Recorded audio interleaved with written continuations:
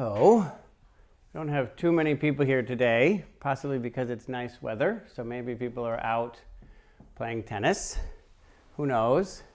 And that's good if you're out playing tennis rather than listening to a talk about tennis. It's a little bit of an unusual talk this evening. As many of you know, when I have difficult philosophical, spiritual, mystical points to make, I often will use metaphors from simple, relatively meaningless activities, such as sports, and in particular tennis.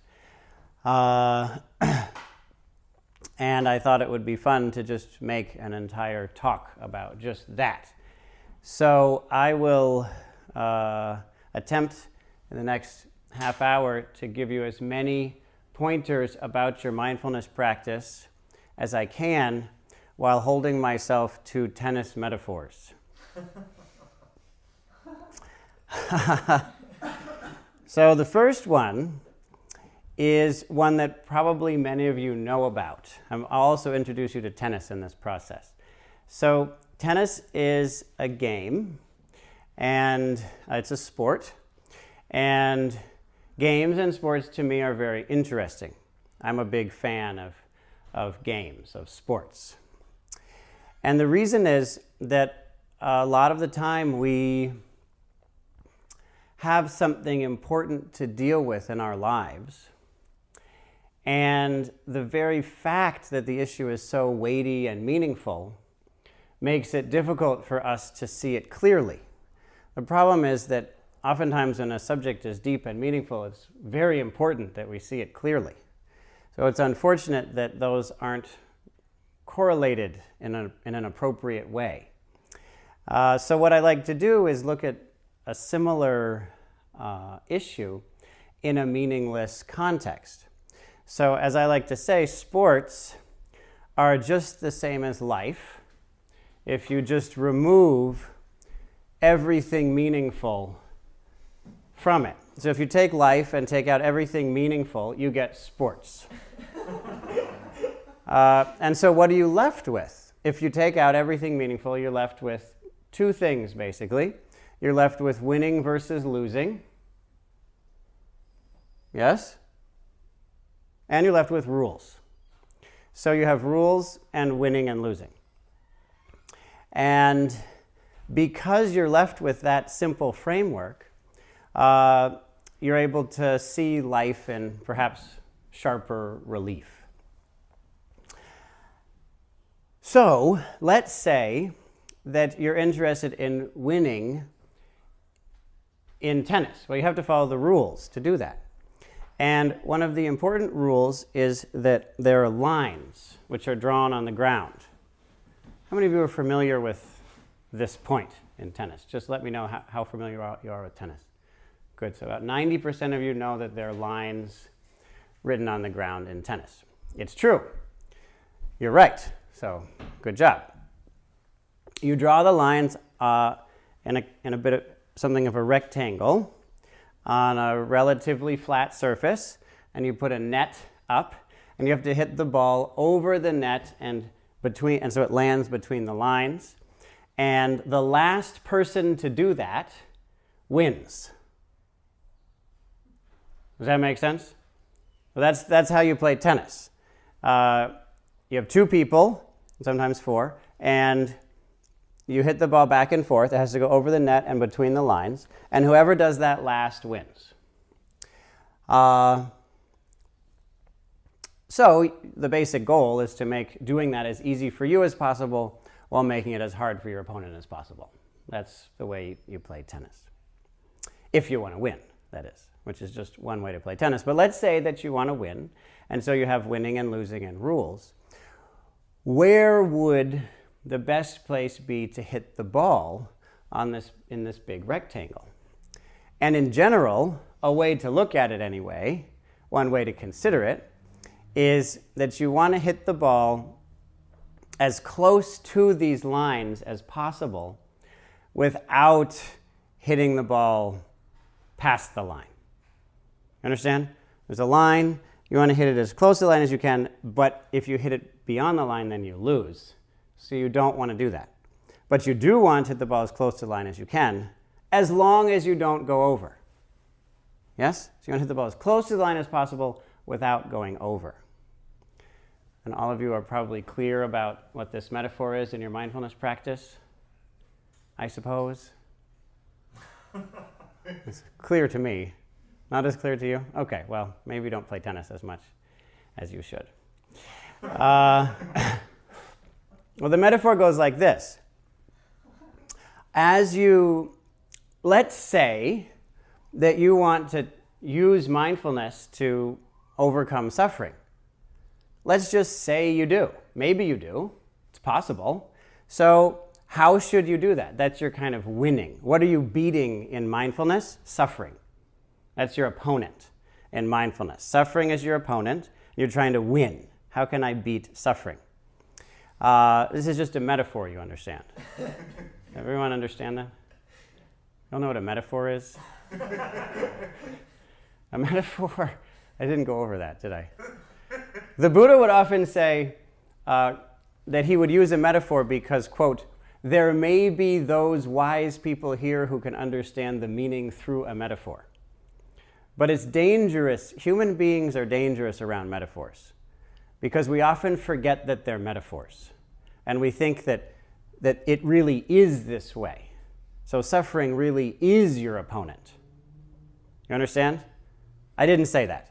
Suffering is actually not your opponent. But it's a metaphor. Yes? And so in the metaphor, it's as if suffering's your opponent. And it's as if you're trying to beat it. How do you beat suffering? Well, you want to hit the ball as close to the line as possible without going over. And that basically means that you want to focus your attention as fully as possible on whatever the sensation is that is causing you suffering without focusing so much that you get overwhelmed and fall apart.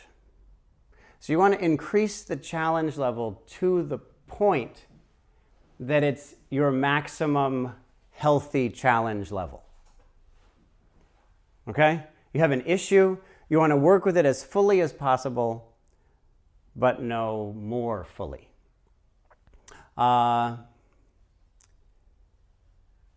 If you work with it, if you're diving into the suffering too much, well then you're going to get overwhelmed, you're going to be unable to maintain the technique, and it won't work. It actually might hurt you more.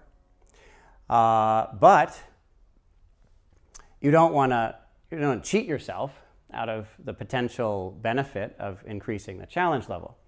So let's say that you're working with physical discomfort. Let's say you have some kind of physical discomfort. It can be useful to work with that discomfort, to actually focus on it, to stay with it to the extent that you can without overwhelming yourself, without it turning into something that that makes you clench up and fall apart. I was just talking to my oldest student, actually, who's also my most advanced, and he was saying, it's interesting, a lot of people feel like mindfulness practice should make you bulletproof. That's how they see it, that if you're doing mindfulness a lot, then you should become bulletproof. But he said that's not actually what happens at all. It doesn't make you bulletproof, it actually makes you open up. You become increasingly porous, not increasingly hardened. If we're finding that we're going into this pain that's one of the causes of the suffering, we're going into that pain to the extent that it's making us get hardened, then we've gone over. We're now losing. We've gone over this line. You want to go towards it, but only to the extent that you can maintain a healthy practice in which you're still open, relaxed, and clear. So that's the first metaphor. Increase the challenge to the maximum extent you can in a healthy way, but no more. Does all that make sense? Okay, good. Well, here's another one, which many of you may be able to relate to more because it's connected to something that we consider very important, which is called technology. We love technology in our culture. We feel that it's probably the solution to all of the world's problems, and we have great faith in it. In particular, we're interested in information technology. Now, that's a very interesting kind of technology and is God. Yes? It's what matters to us most. If you don't know what you should do with your life, in the old days, you would go to a priest or you would pray, ask God, as we typically think of God, a divine being. Nowadays, if you're not sure what to do about something important, you ask the internet. You type in a question into a search engine and hope that something useful comes back. This is literally true. This is actually true, and the search engines track, the sorts of questions that people ask. Just so you know, when you type something in, they know it. They can keep track of that, and they do keep track of that for your information. You should probably know that. They know a lot about you. And every time you engage with them, they collect more information about you. So they record these things. And people more and more are asking very serious questions to the internet. Should I get a divorce? Should I have an abortion? Really serious questions that people ask the internet and hope that something useful comes back. Why? Because nowadays we believe that information technology is the source of all solutions. So that's not true. And I'll give you a metaphor about this, which is, in terms of tennis, something that I feel very strongly about. And my tennis friends are annoyed at me for feeling so strongly about this. Because if we ever watch tennis together, well, it's hard to watch tennis with me because I get very excited about this issue. Nowadays, there's a technology in which they place lots of cameras around the court. How many of you are familiar with this? Oh, good. Oh, impressive. Excellent. Okay, very good. Good. Well, then, you probably know where I'm going with this.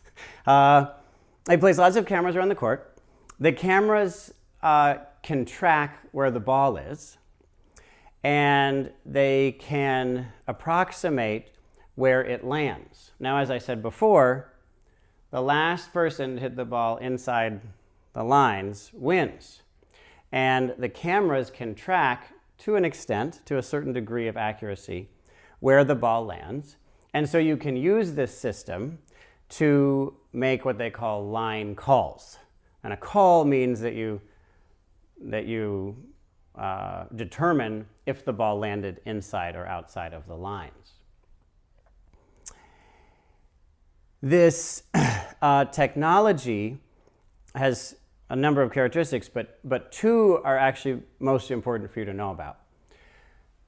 One is that when you have it replay, when you have the system replay what happened with the ball, it gives a very compelling image in which an animated ball is going through the air and lands on a certain spot and then bounces, and then you can see clearly exactly where the ball was on the animated tennis court that's in the animated image with the animated ball. You'll note that all of this is fake, okay? It's 100% animated, but it's very compelling. More compelling, actually, perhaps, than the real thing. It's made to be compelling. And so it seems as if you're watching the ball, but better.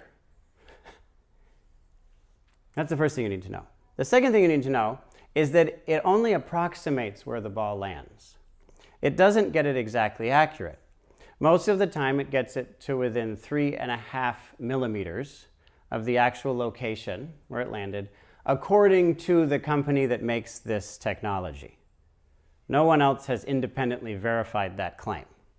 But according to the company that makes the technology, they generally get it to within 3.5 millimeters, which is small. Right? It's about that big. It's a small amount.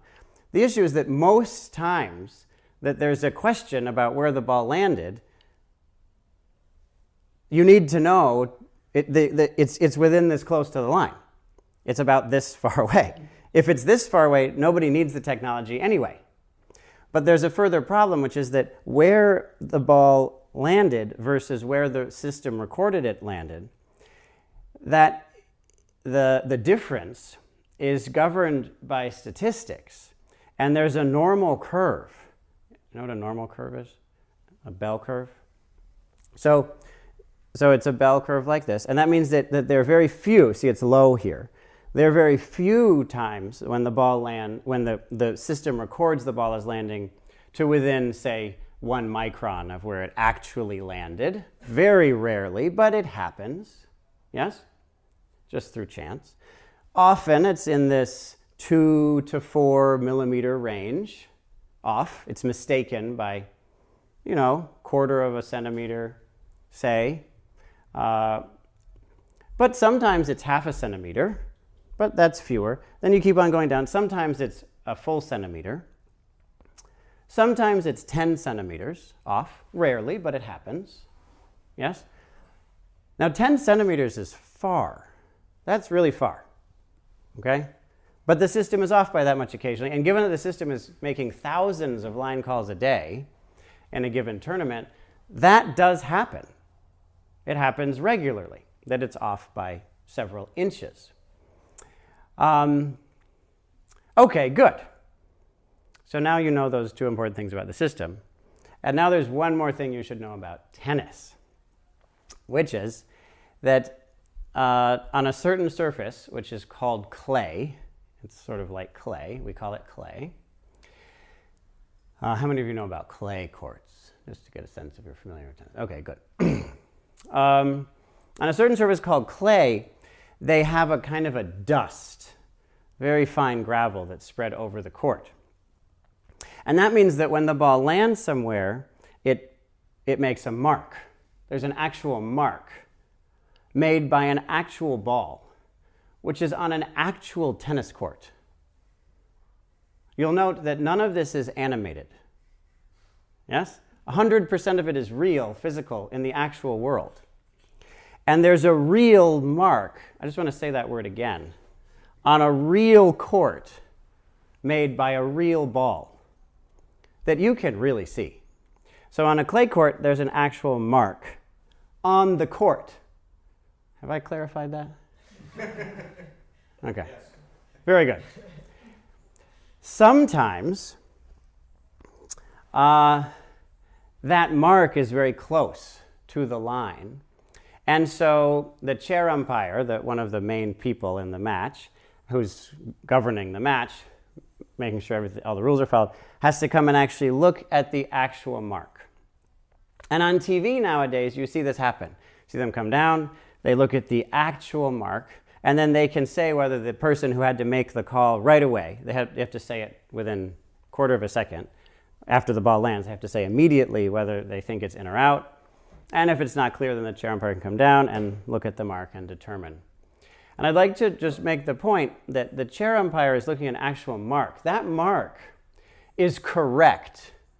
What percentage of the time? Take some guesses. How often is that mark exactly where the ball landed? Give me some guesses here. 100. You got it right away. Good job. 100% of the time. There is no case where the ball landed here and the mark is over here. That doesn't happen. Different from the information technology system that we have, where it does happen that the ball landed here, but the mark is over here.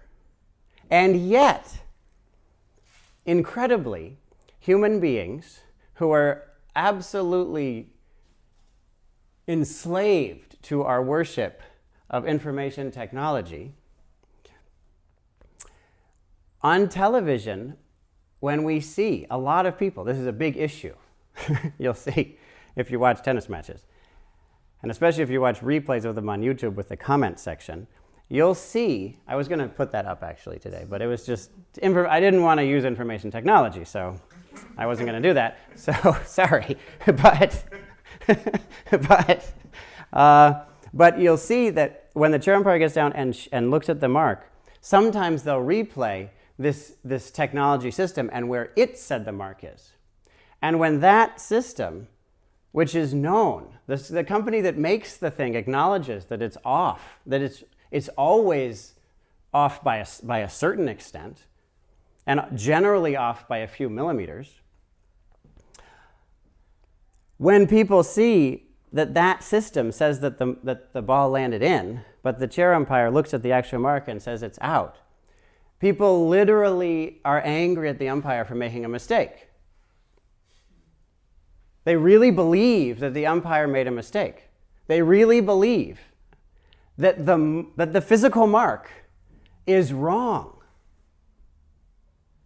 Whereas this model of the world in which a fake ball moved through a fake universe and landed in a fake spot, that's right.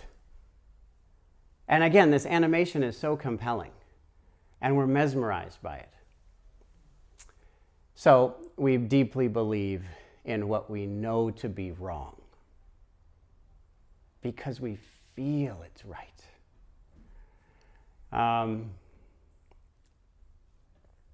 I was in China, and I remember watching. In China, they hate the Japanese. Just, you can't believe how much they hate the Japanese in China. And why, you can research it yourself. But anyway, they don't like the Chinese. And I was watching a propaganda campaign on TV about how evil the Japanese are. And I know about that history. Some of you know why. That history of the Japanese occupation of China is actually very important to me. And I commented to the woman who was showing me this program in China. I said, but this is all wrong. None of this is true. None of this happened. And she said something so beautiful. She summed up us. She summed us up in this calling statement. She said, I know it's wrong, but I feel it's true, so I believe it's true. What? Well, right. And this is exact, and I'm using, it's such a serious issue. She knows it. She knows it's factually incorrect. But it feels right, doesn't it? So she believes it, and she acts accordingly. She treats Japanese people badly because it's been proven that they're genetically more aggressive than other races. That's proven. Now I say, but it hasn't been proven. She says, well, I know that. But I feel like it's true, so I believe it's true. In the same way, we know that the ball is not landing where this system says it's landing. We know that the mark does indicate that it landed in that place, and yet it doesn't feel that way. The animation is so pretty. And so we just believe. And nowadays they're talking about getting rid of umpires entirely because we have this system. Okay, it's a metaphor. Yes? And the metaphor is this. We, in our heads, we have a model of the world. We have a story about ourselves. We have ideas about the way things are. Yes? We know that all of that is to some extent wrong. And yet it's so compelling, isn't it? Isn't it? It feels right. So we believe it's right and we live accordingly, rather than paying attention to the actual evidence in front of us. Now again, this is what mindfulness is supposed to do something about. It's supposed to get us to stop believing what we think. That's one of the main goals, to don't believe everything you think. I don't know who came up with that, but Jon Kabat-Zinn has said it for a while, and he recently changed it to don't believe anything you think. He used to say don't believe everything you think, but now he says don't believe anything you think. Now, there are issues with that statement because it's inherently hypocritical, but it's useful. So let's make use of it. Besides, that it's inherently hypocritical just proves that you shouldn't believe anything you think, including the statement that you shouldn't believe anything that you think. So that's fine. Go with it.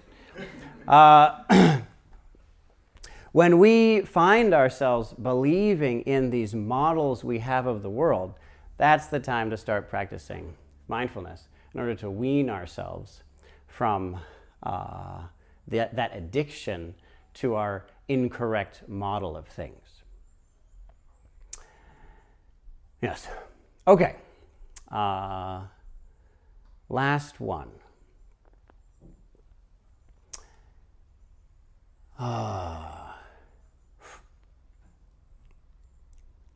There's this guy who some of you may have heard of. He's a very good tennis player. He knows a lot about tennis, and he's also very good at it. If you knew more about the topic, then one of the things I would talk about was the debate.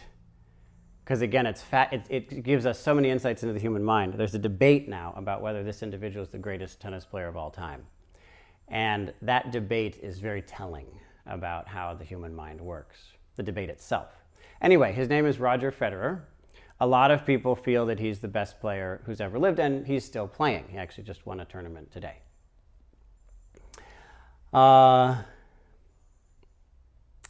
He was asked at one point, how do you play tennis well? You know, what do you do to play tennis well? What's your advice? How do you play tennis well? How do you think other people should? How do you play tennis well? And he gave 3 things. He just said that there are 3 things, and if you're going to do these 3 things, you're going to be good at tennis. Watch the ball, move your feet, and stay calm.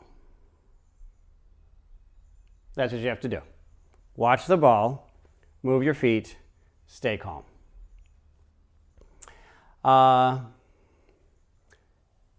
Okay, you get the metaphor? Totally clear, right? Everyone got it?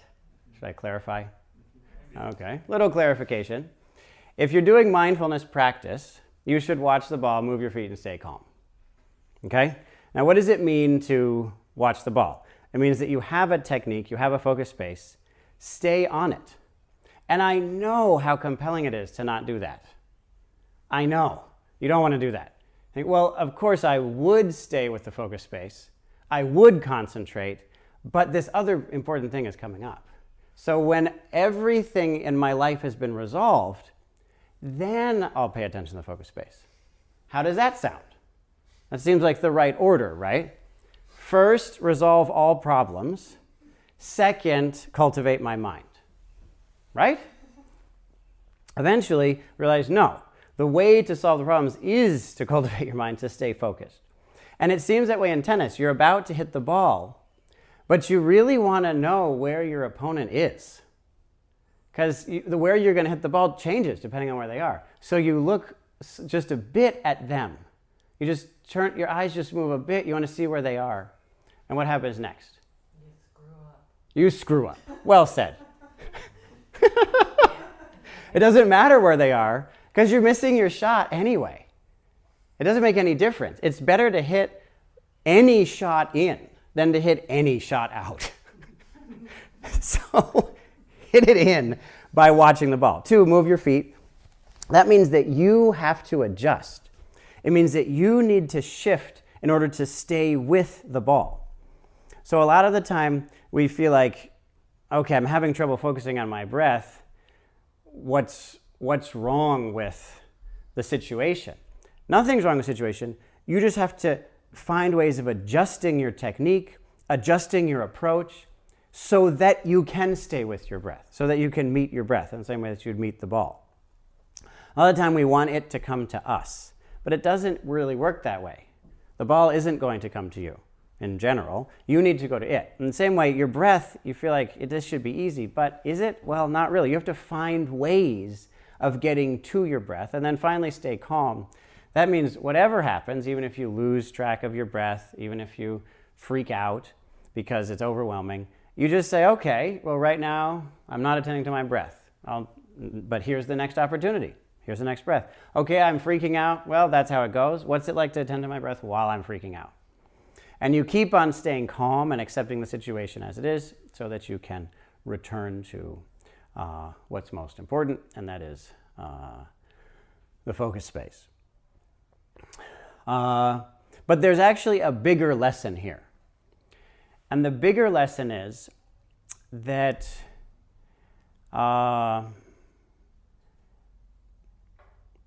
someone once asked Shinzen, they said, you know, you've taught us this whole retreat and you've given us all these techniques and all these things to work on, and I'm just struggling to concentrate. I'm just struggling to stay clear about what's happening and have equanimity. I mean, I'm still working on the basics, but I really want to know, what's it like for you? When you do meditation, what's that like? And he said, well, basically the same as you. I just struggle to concentrate and stay clear and have equanimity. Same thing. And we can feel kind of depressed about that. We can feel like, no, I want it to be fireworks eventually. But that's why the metaphor is useful, because Roger Federer struggles to see the ball. He struggles to keep his eye on the ball. He struggles to move his feet. He struggles to stay calm. The same as I do when I play tennis. The same as all of you do when you play tennis. You're going to have trouble with those three things too. I do, he does. You just keep on working on the same things. But note, he is better than you at all of those three things. Federer is better than you at moving his feet. A lot better. Really no comparison. Sorry, I know some of you are good athletes, but no. There's no comparison. There's actually no one in the world who has as good footwork as him in terms of tennis. So you don't either. It's okay. Join the club. But know that that's a bit encouraging, because you know that you're playing tennis just as importantly as he is. You're working on exactly the same stuff that he's working on. And it's just going to keep on going that way. And there's a point at which that actually feels good. There's a point at which that feels like a connection. It's not depressing. It's not, oh no, it's always going to be this. It's realizing, oh great, it's always going to be this. I am right now doing the most important thing. I don't have to wait until I become Roger Federer or Shinzen Young to meditate right. I am meditating right by struggling with these three things. I mean, that's it. There's no other great place to get. That's exciting, actually. It's empowering. I'm just going to keep on working on these things. Here goes. Well, here I am working on these things right now. All right. There's an excitement and an empowerment to that, which is very valuable. So that's all of the metaphors we have time for today, although I have many more. And let's see if we can make good use of those metaphors as we practice.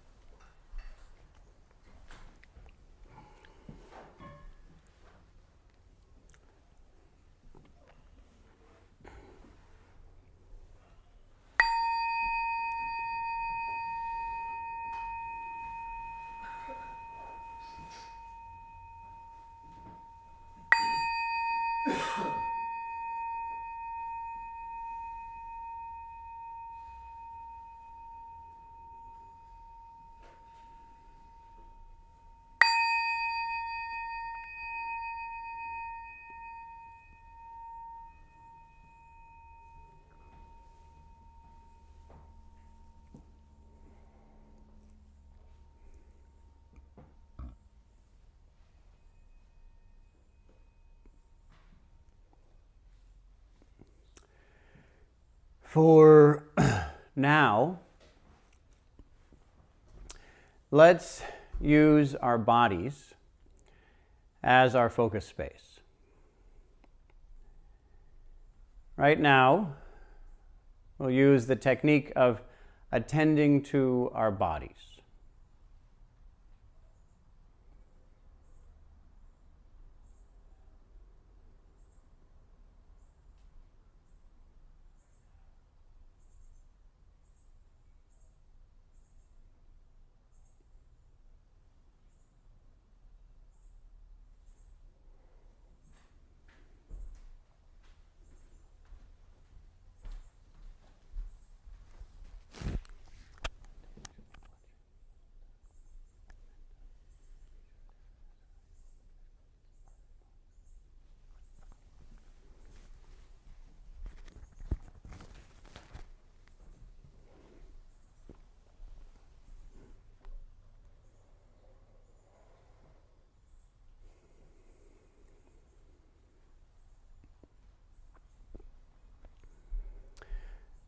Pay attention to the sensations that are arising in your body. Naturally, other things may arise. Things may be happening in the room. Things may be happening in your mind. You may have thoughts come up, for example.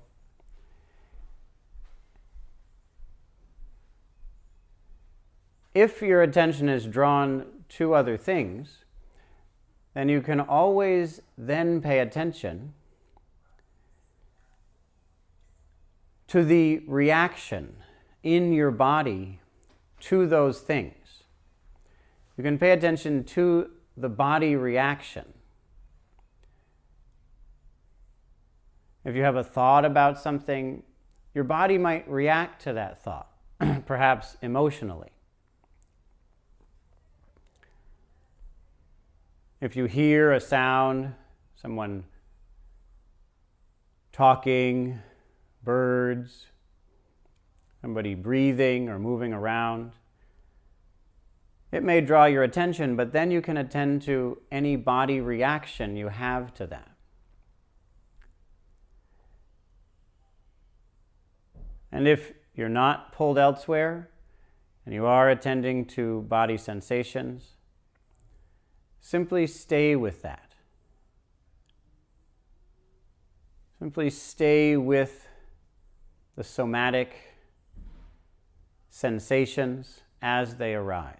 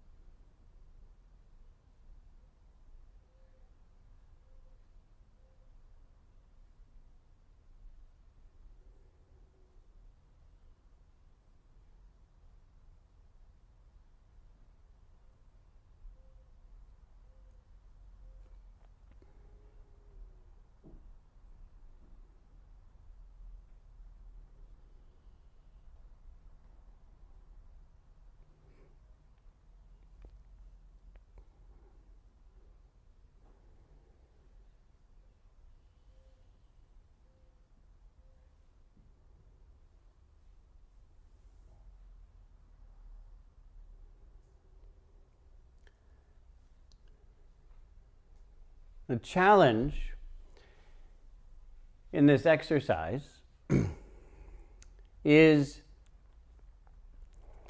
to concentrate on those body sensations with as much intensity as possible, as much force as possible, as much power as possible,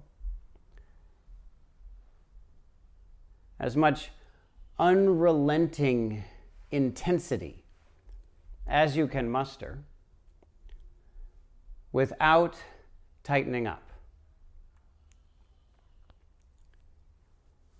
This is the same as hitting the ball as close to the line as you can without going over. You want to pay attention to the body sensations as they arise with all of your attention. Pay attention more and more intensely, more and more intently, until you notice yourself tightening up. And then back off a bit. And then try again. This is just like tennis. If I tell one of my students to hit the ball in a certain place, I'll feed them a ball, and then generally they'll miss. It doesn't matter, I'll throw another one at them. And then maybe they'll hit it in. Well, okay, that's over. I'll throw another one at them. And then maybe they'll miss again. And then they'll hit it in, and then they'll hit it out, and then they'll hit it out 3 times in a row. And they'll hit it in again. It's just like that. Every next body sensation is like the next ball that's being hit to you. Every next time you want to attend to it with as much intensity as possible without tightening up. If you tighten up, you went over the line. But you want to get as close to that line as you can.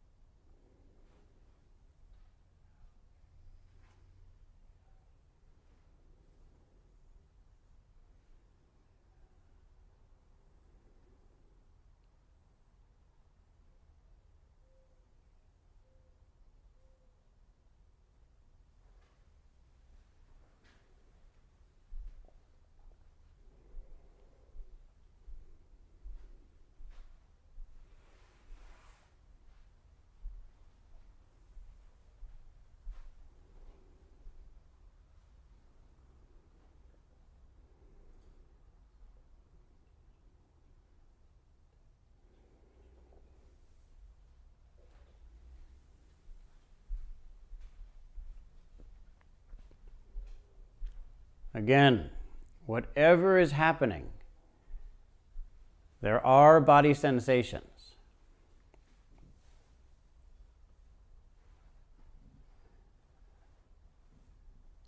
Naturally, there's such a thing as the experience of passing beyond body sensations. If you have that experience this evening, I'll be happy to talk to you about it at the end. But if sensory experience is happening, there are, in almost all cases, body sensations that come with that. Attend to that.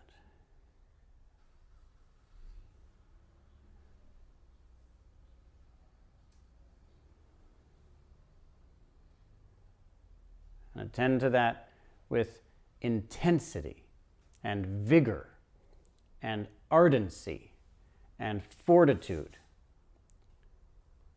Attend to it with all of the power you can muster without tightening up. And know that every next experience is your next chance to do that. What happened with the last ball doesn't matter. It's over. What about this one? If you hit the last one in, that's fine, doesn't matter. Hit it out, it's fine, doesn't matter. What about this one? this body sensation.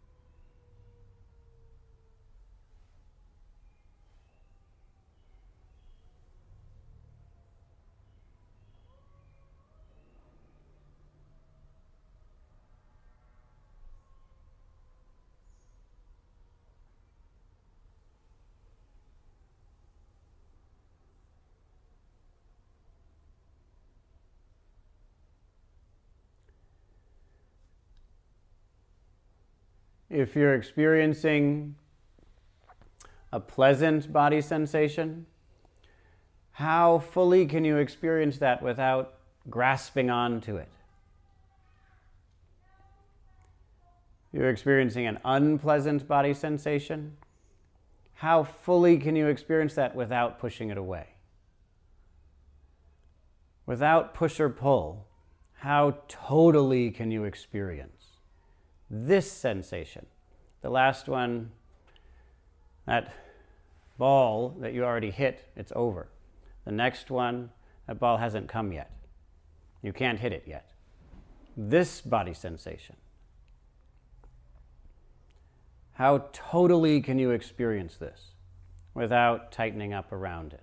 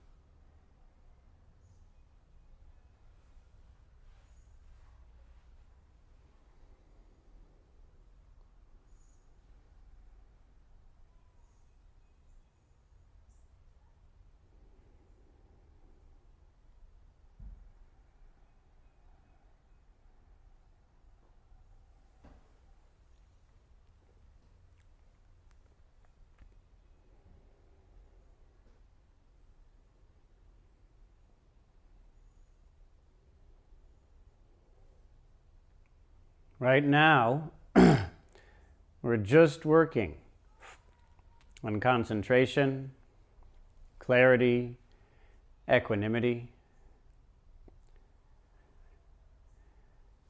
Yes, of course, we'll get better at this. We may have difficult experiences as we do this. We may have wonderful experiences as we do this. In fact, if we continue with this, it's likely that we'll have the most wonderful experience of our entire lives as we do this. The most wonderful experience of experience. The most wonderful experience.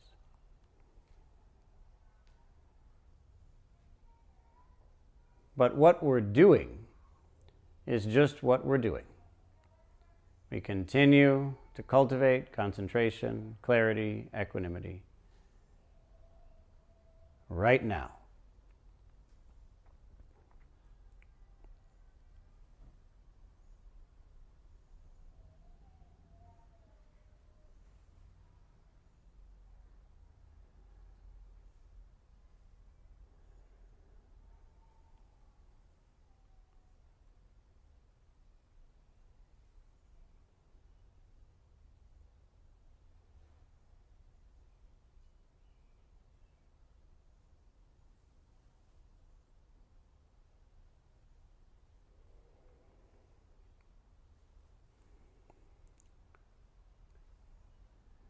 It's okay to make adjustments in order to cultivate these skills.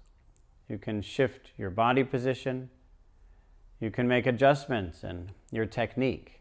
You can be playful and creative and inventive in order to make a malleable, pliant state of mind with which you practice.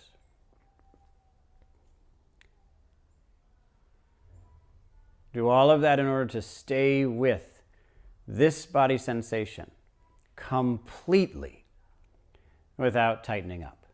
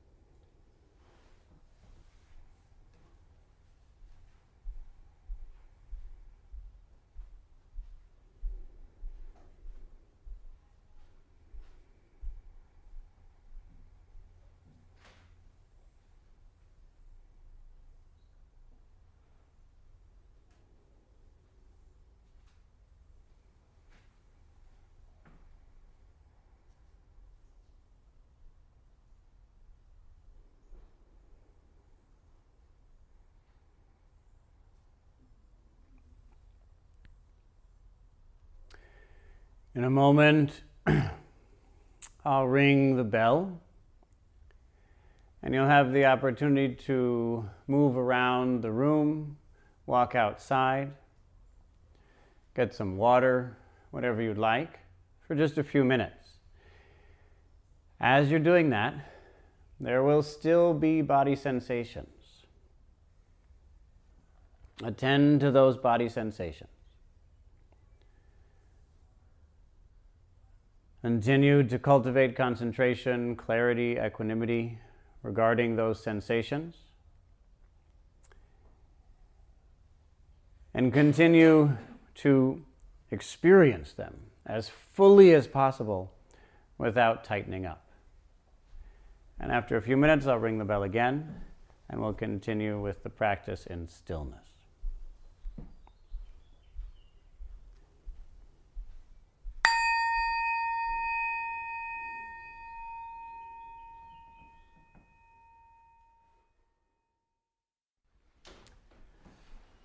Simply continue with the technique.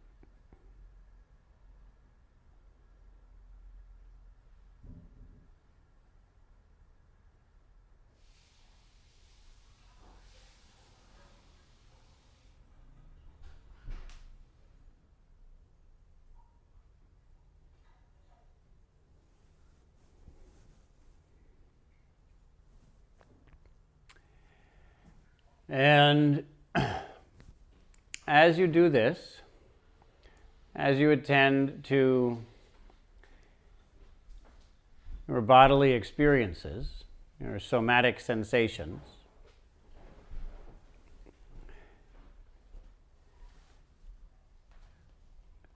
allow yourself to distinguish. Allow yourself to distinguish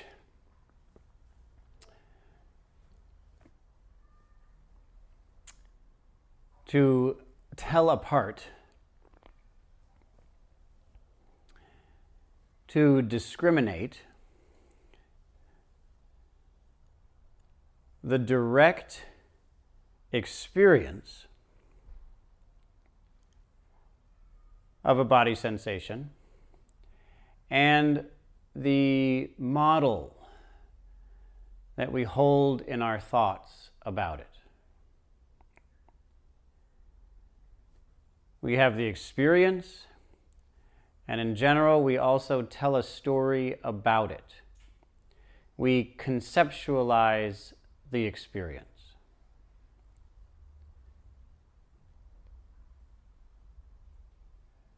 And then we believe in the conceptual model of the experience more than we believe in the experience.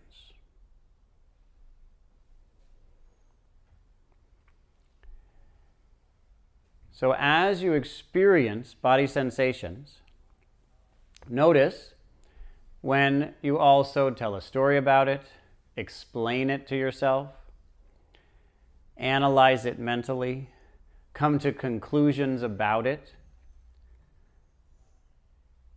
believe that it says something about you, your future, your past, what's true, what's untrue.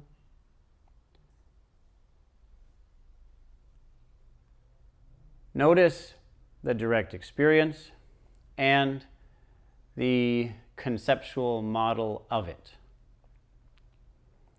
And again, practice having faith in the direct experience and setting aside the conceptual model of it, setting aside the story about it. And then have the next body experience.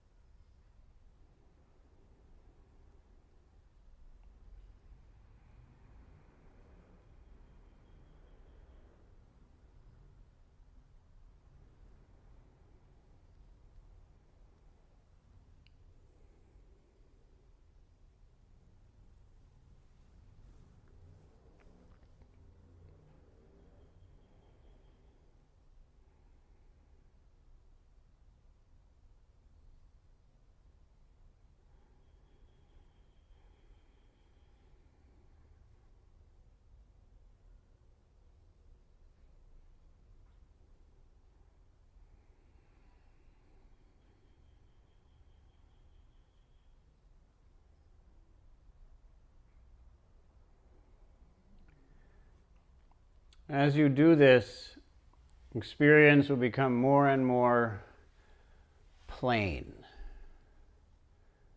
Each body experience is just this body experience.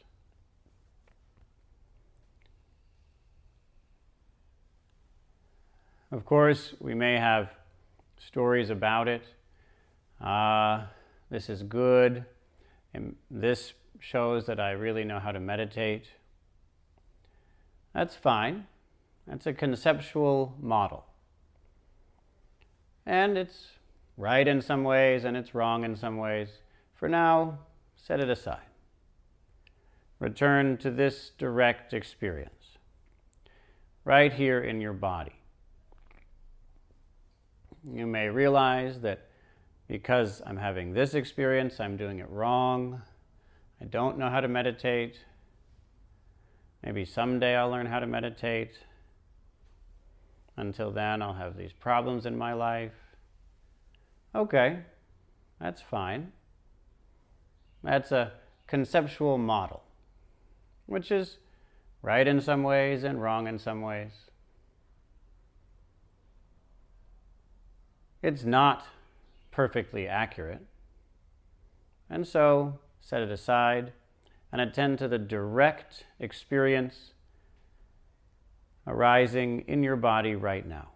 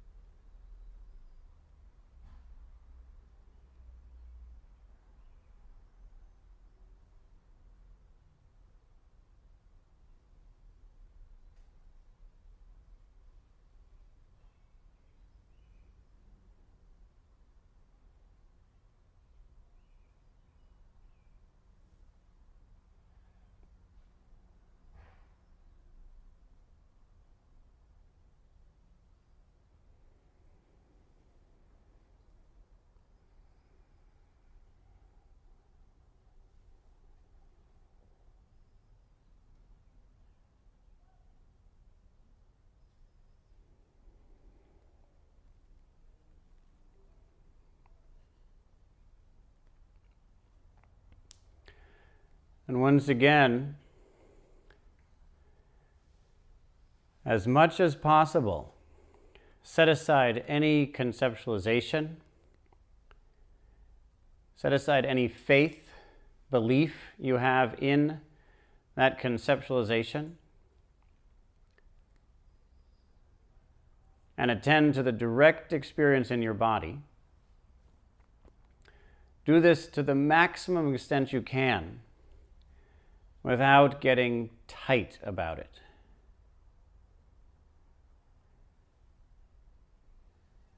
And again, try this.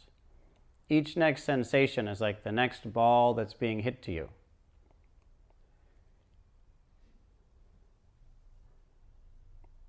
Experience that sensation totally without believing in any concepts about it. Do that as much as you can with all of your ardent, unrelenting vigor, unless you start to get tight around it. And then relax back again. And try this again and again. Each next sensation is the next opportunity to practice.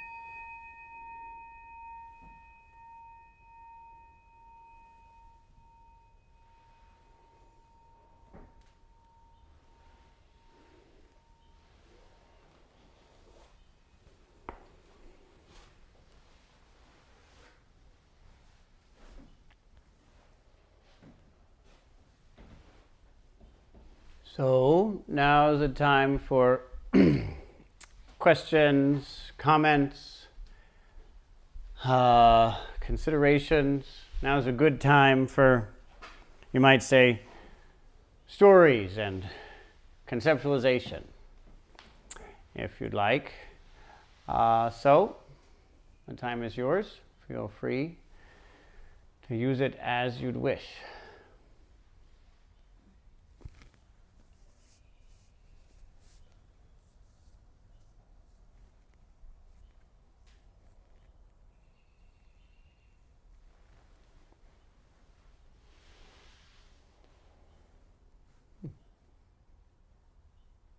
Good, we really shut down the thinking minds, didn't we?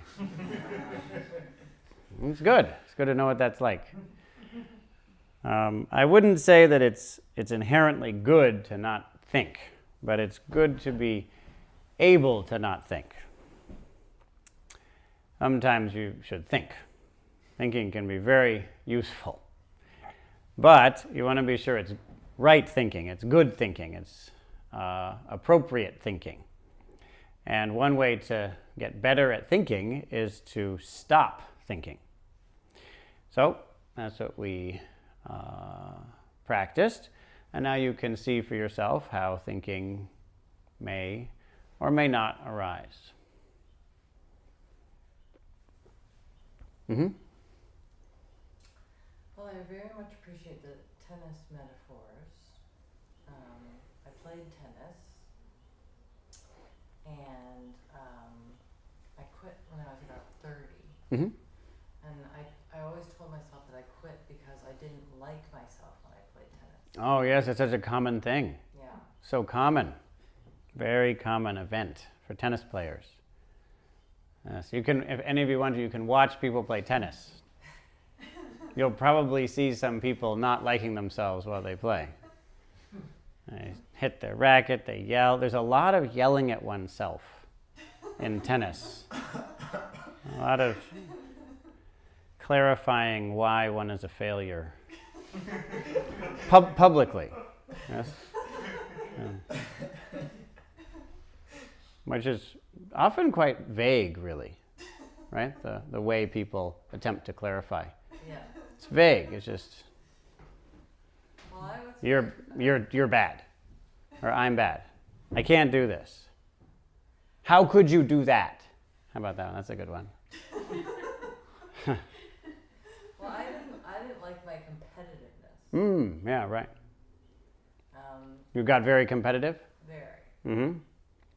And but I realized tonight I asked myself the truth. Mm-hmm. And about what I liked about tennis. And it's sort of a metaphor for the practice that I had tonight. And that was that I had, outside of all the matches and everything like that, I don't remember that as much. I don't remember winning or losing as much, which surprises me because it seemed like it was so important to me. Funny. But I do remember 3 tennis relationships. And 2 of them, I never won. The person was better than I was.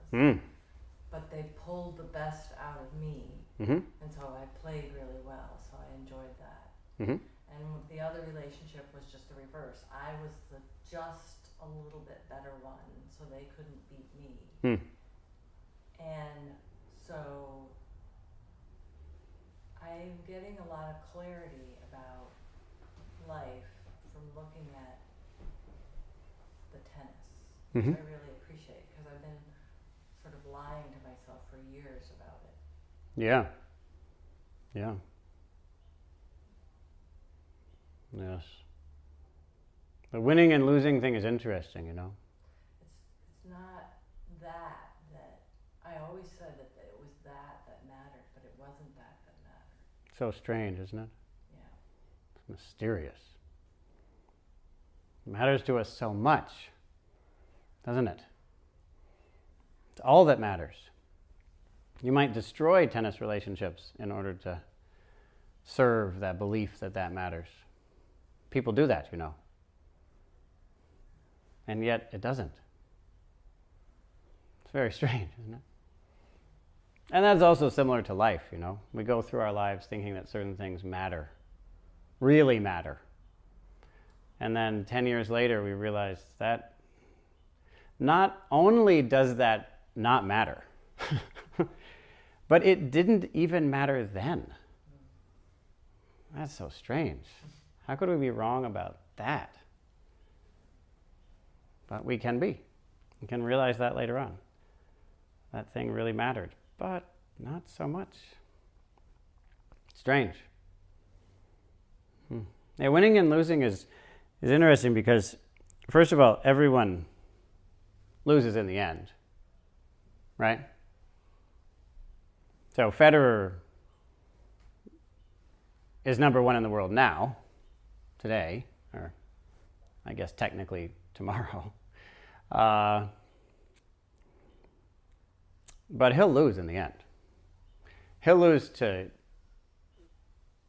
beginners in the end, right? Rod Laver, another possible greatest player of all time, is old now. He had a stroke.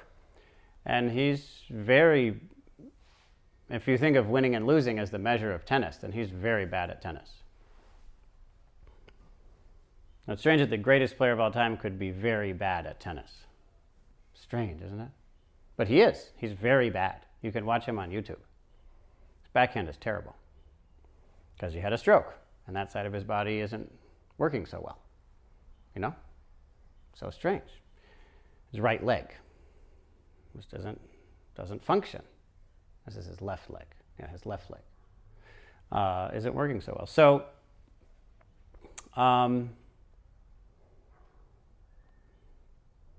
we lose in the end.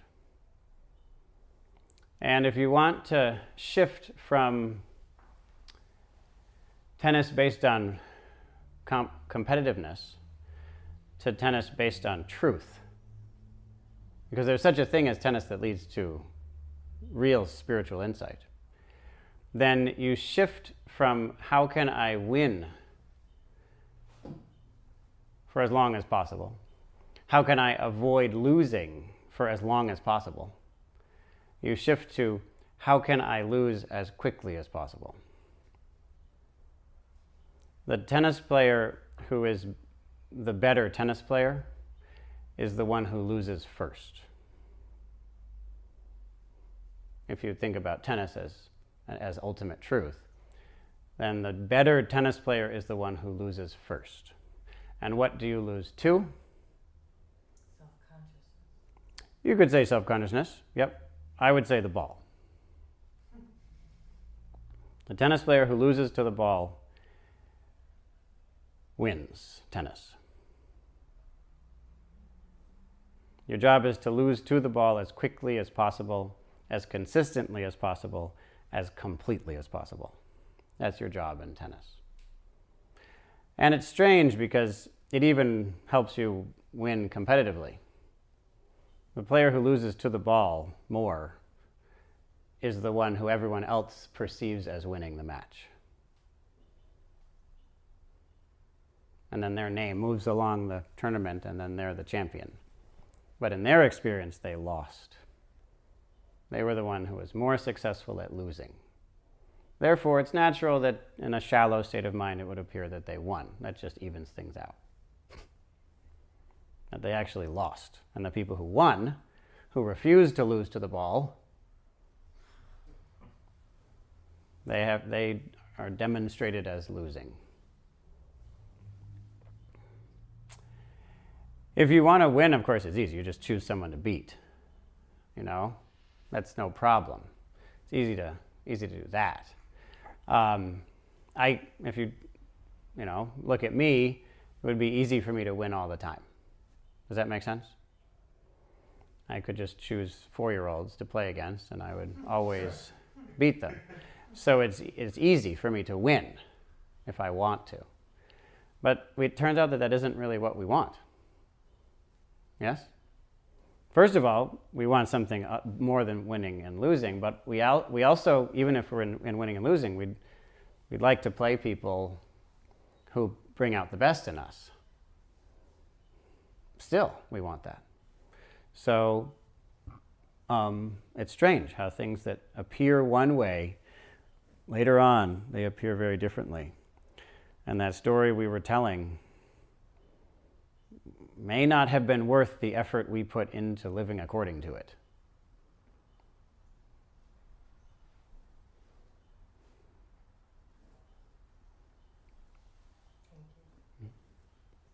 Yes? To piggyback on what was initially said about the anger of tennis, which Oh, was yeah. also on television. Yeah. But in my own meditation just now, I'm realizing that, in the 3 racket sports that I've played competitively, tennis unfortunately being the least competitive, but table tennis and racquetball for years, decades, Mm-hmm.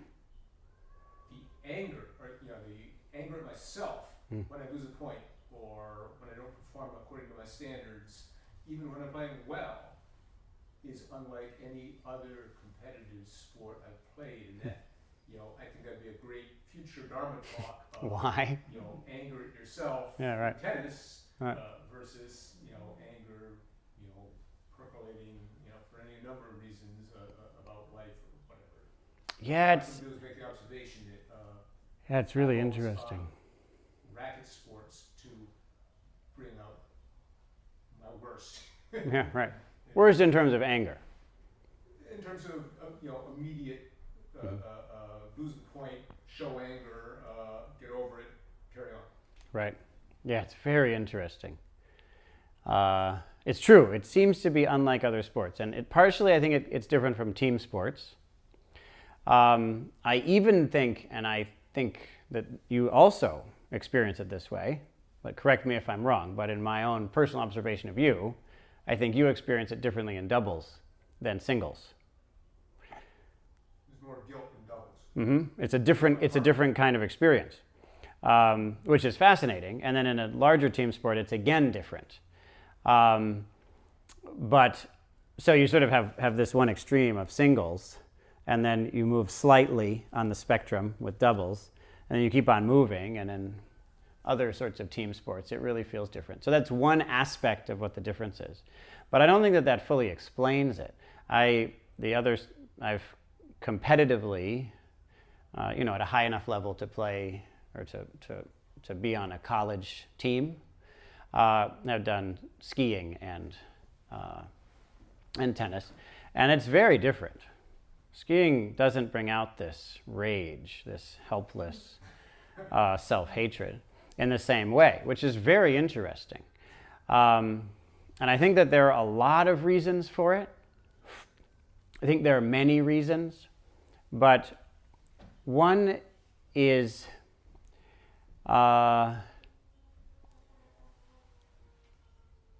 in tennis more than in other sports, and this is true in all sports, but in tennis more than other sports, it's very common to be rewarded in terms of objective results when you move in an unnatural way.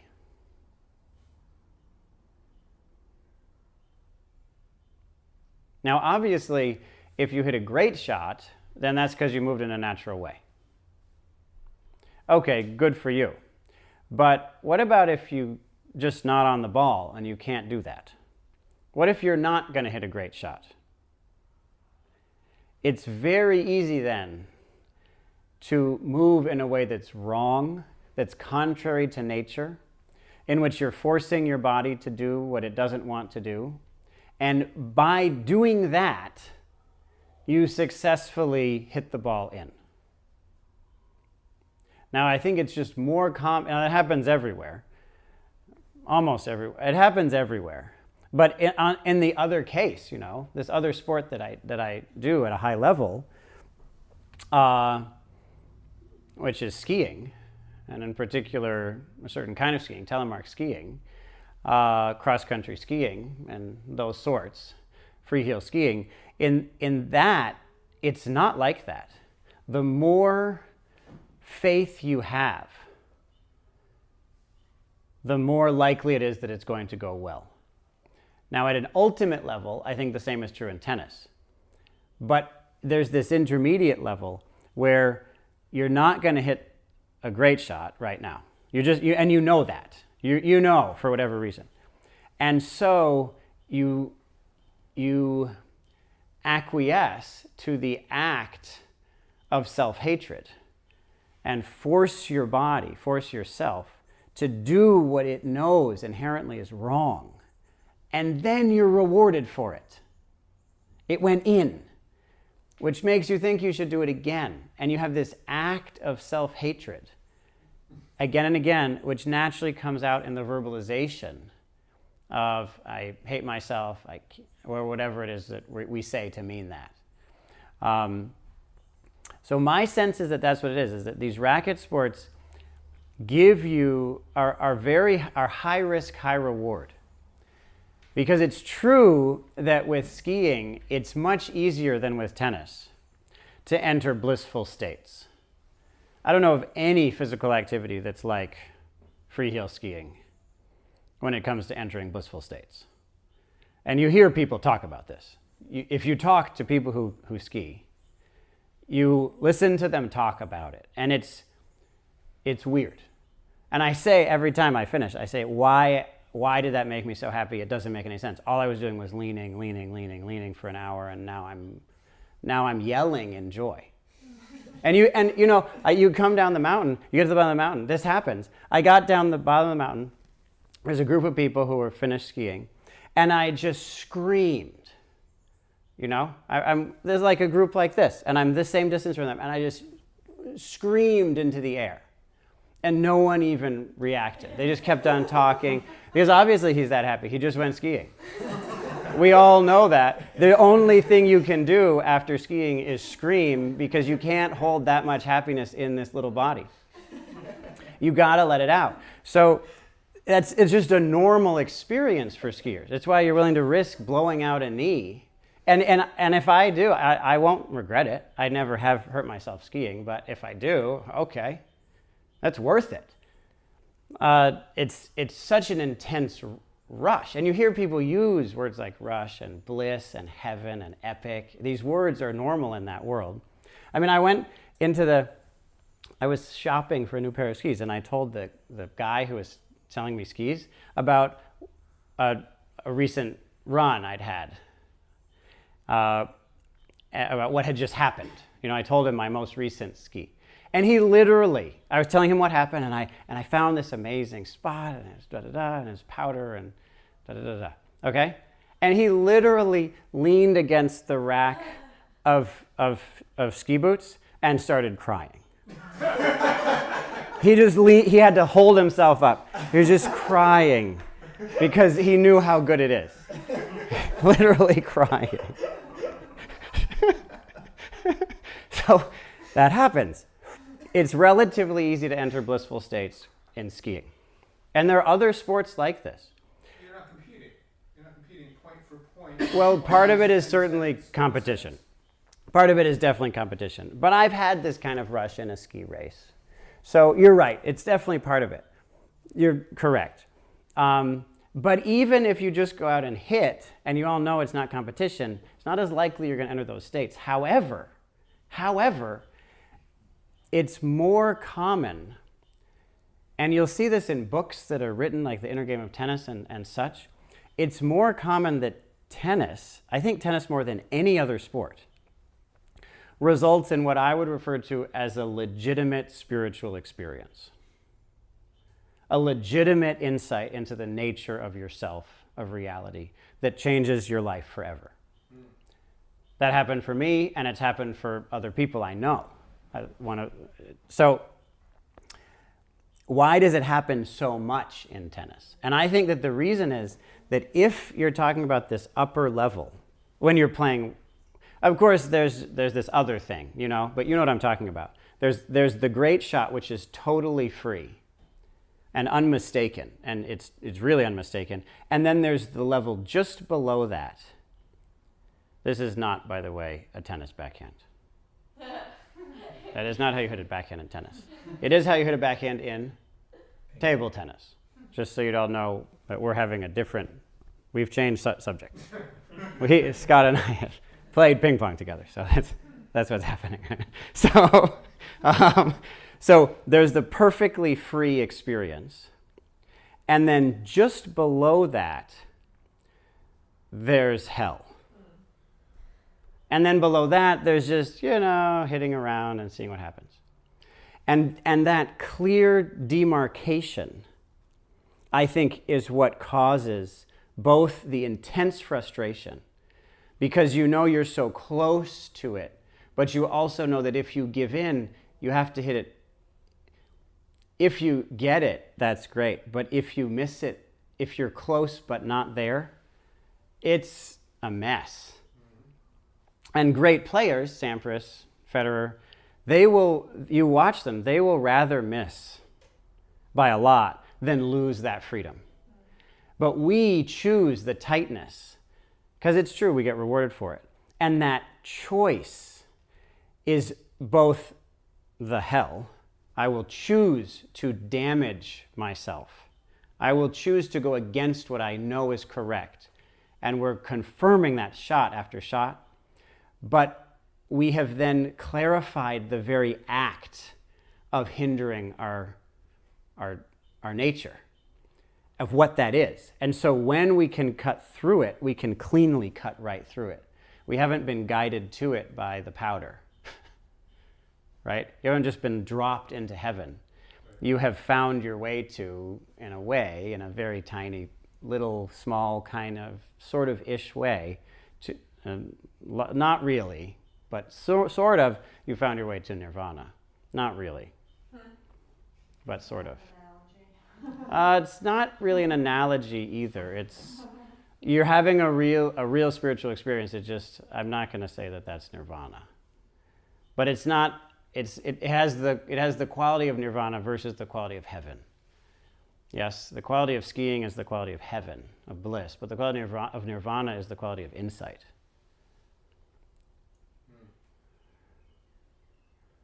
So, I feel like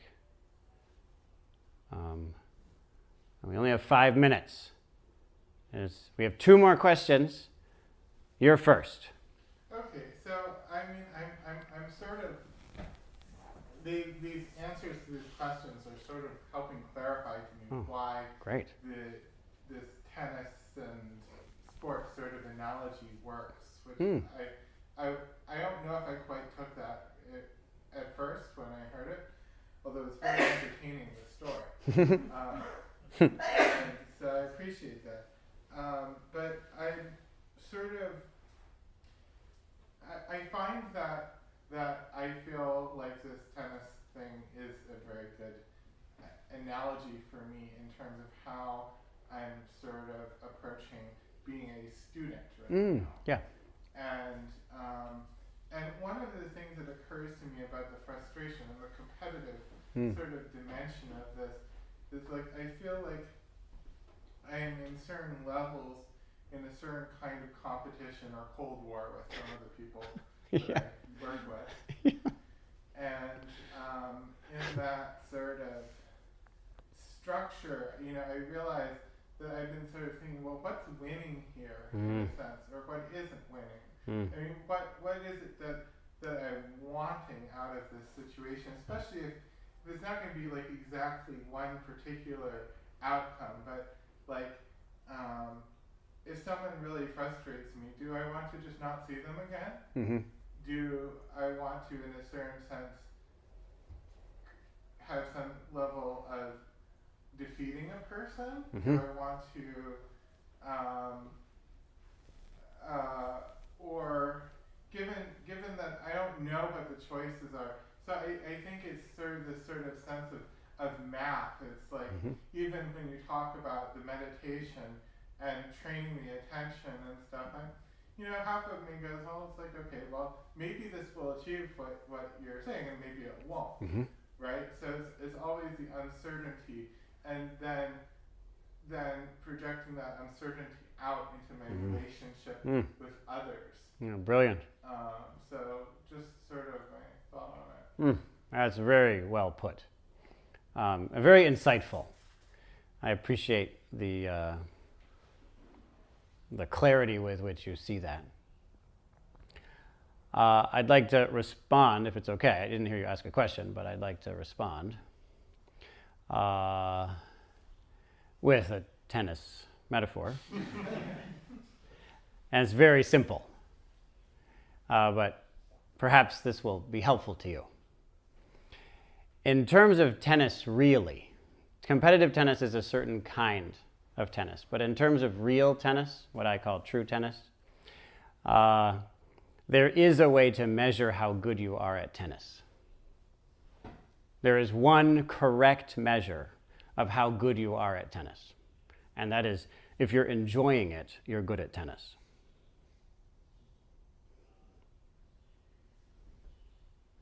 So, perhaps that will help.